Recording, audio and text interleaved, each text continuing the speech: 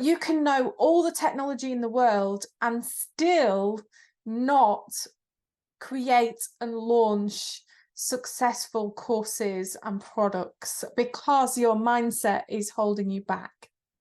So doubt is something that the majority of helping professions experience. It's that inner voice that tells you that you're not good enough, you don't know enough, you're not expert enough. Everybody is way better than you. You're not going to be successful because of XYZ reason, kind of fill in the blanks, whatever it is that your brain comes up and tells you.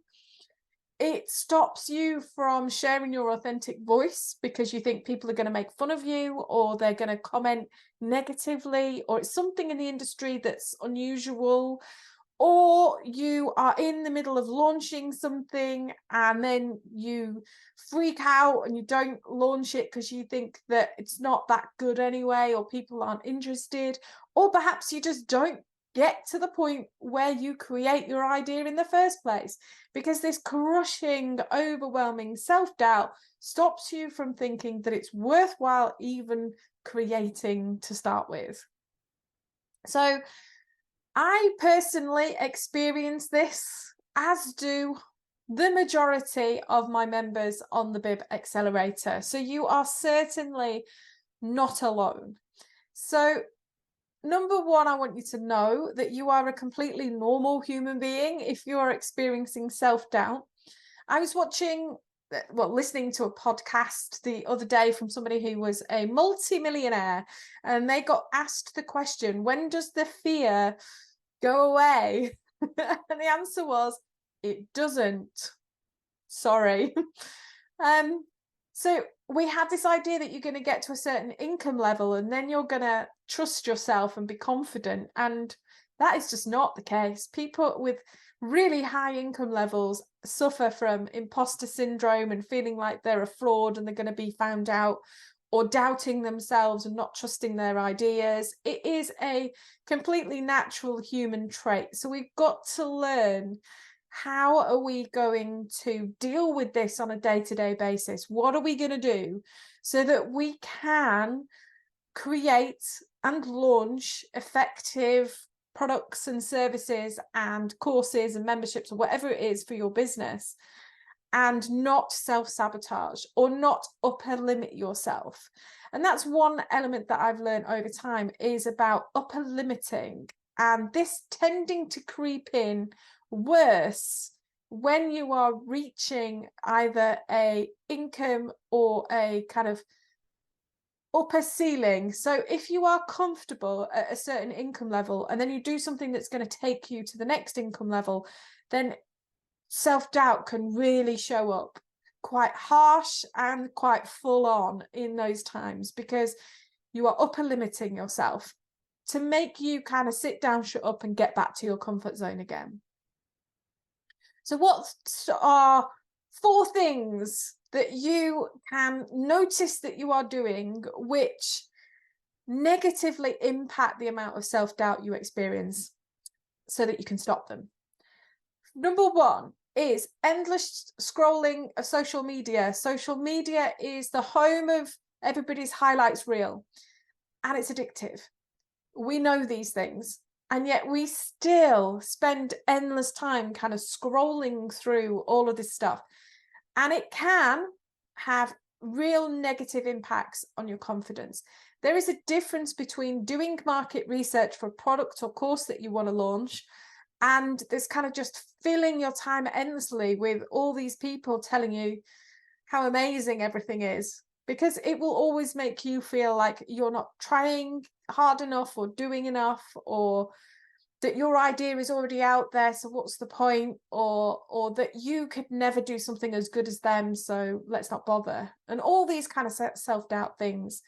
So if you are, this is why in the Bib Accelerator I have resources around this, in terms of how do you do market research without falling into a pit of self-doubt. So number 1 is, if you are endlessly scrolling social media, then please stop. Please have a check of yourself. I did a video a couple of weeks ago about iPhone hacks, for productivity. So go and have a look at that video if you want to learn some tips of what you can do in order to limit your social media scrolling. Next one is listening to opinions that are not your audience. I do see people doing this a lot. So they're thinking about a new product or a new course or a new download or something. But their mum doesn't think it's a good idea, or their brother or their sibling or their partner or their friends or the neighbors or whoever don't think it's a good idea, or have given them loads of feedback, and they're actively listening to all of these people's opinions. None of them are in your audience. None of them are the people who are actually going to click buy. They might buy through supporting you, but they're not great people to talk to when it comes to looking at what you're doing business-wise and supporting you with that journey, because they're not your audience. So stop listening to people that are not your audience and transfer that attention, those questions, to people who are in your audience or who are your ideal clients. Go and ask them what they think, because their feedback and their thoughts is going to be far more valuable to you. Third one, stop buying courses, CPD courses, self-development courses, self-development books, tech training courses. All of this takes time, money, and effort. And if you don't have your business strategy, you're wasting it. You're wasting your time and you're wasting your money, because why learn 20 things when you could learn 2? And it's very easy to fool yourself into thinking that you are busy doing productive stuff, where really what you're doing is hiding from doing the real stuff. So please stop wasting your time, money, and effort buying courses because you don't feel like you're expert enough yet, or you feel like you need to be at a certain level before you can be successful, or before you can crack social media or build a course or whatever it is. Please stop buying shit. Like, it starts with strategy. And that's why I'm really passionate about strategy, is because when we can work out a simple strategy, you then know exactly what to focus on and exactly what to learn. And that's far more productive use of your energy, your money, and your effort. And the last one is believing your inner chatter. It talks BS. Fundamentally, going back to my point earlier about upper limiting, it will do whatever it needs to do in order to get you back in your comfort zone. It will throw the absolute kitchen sink and everything else at you. It's rubbish. Your inner chatter really pulls on your heartstrings, really pulls on your values, really pulls on those things that it knows full well that's going to get your attention and you're going to listen to. So, but we believe it. We believe all of it. And we take that on as our identity of who we are. So please stop believing that inner chatter, because it is talking rubbish, and it is just that upper limit coming in and saying, please get back in your comfort zone, because we're not sure. We don't know how this is going to go. So what are my tips then? What are my 3 things that you can do in order to stop the overwhelm or the overthinking from self-doubt? First one is realizing that this is normal. You are not going to get rid of it. You are not a bad person because it happens. You don't need to get better or fix it or overcome it. You just need to say, this is human, and accept that this is part of what it means to be human. Realize that it's your upper limit stepping in. So that gives you the permission then to not believe any of the BS that your head is coming up with.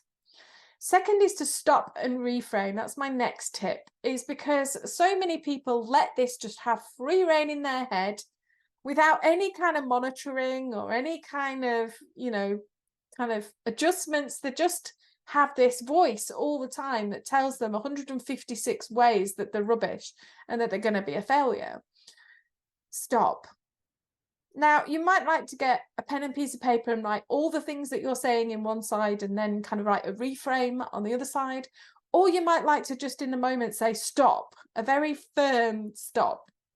That's not how I'm going to spend my mental energy, and think about something else. That does take practice, but the practice is well worth it. And the last little tip I've got for you is a little bit of a metaphor that someone once told me, and it really helps me, and I use it all the time. And that is, you can either be the river or you can be stood on the bank. And I find that a really useful analogy. So imagine that all your thoughts and all your concerns and fear and all of that is the river. You have the ability to either be in the river, getting swept along by the current of all that negativity, or you can choose to stand on the bank. And from the bank, you can observe with curiosity as to what is going by. And that gives you a different perspective and an ability to not get lost in it.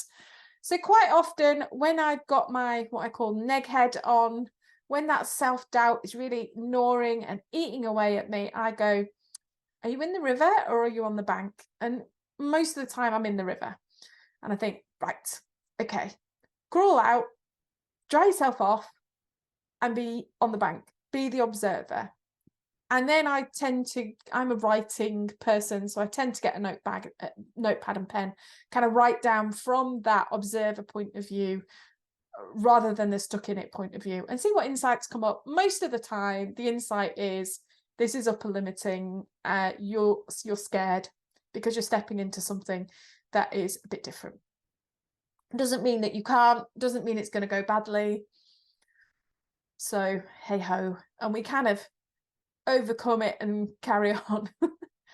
So this is one reason why I built a membership for Build It Brilliant called the Bib Accelerator, and not a program, because I can teach you how to create a fantastic online course. I can teach you how to create a download and a freebie, but I want to hold your hand through that journey, because it's not just about learning the technology, and that's what all the other courses do, is they just teach you the technology.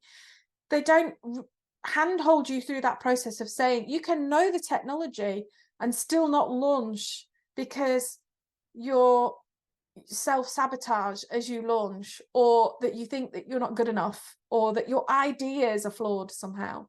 So one of my members was doing a webinar, a new webinar, and she got 2 people signed up, and she was gonna pack it in, scrap it as a bad idea.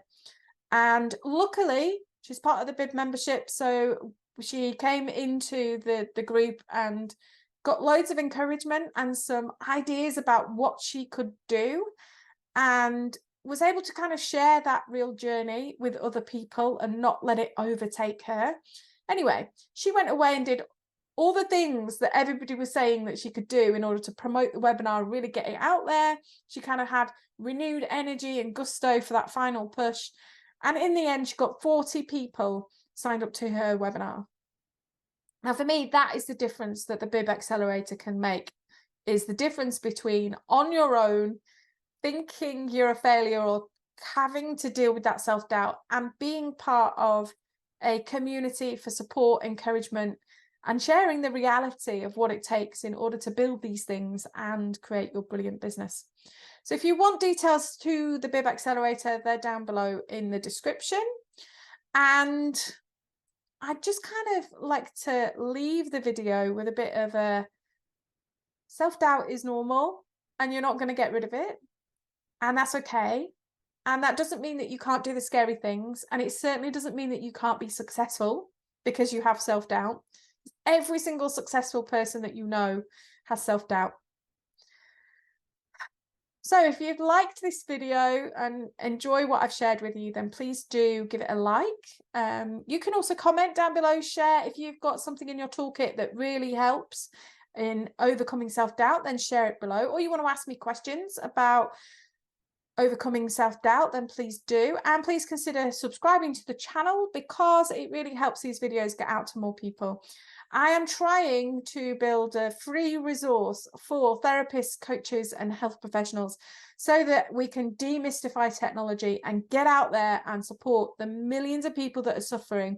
People need our knowledge, they need our support, they need our help, and I want to help you do that in a simple and effective way.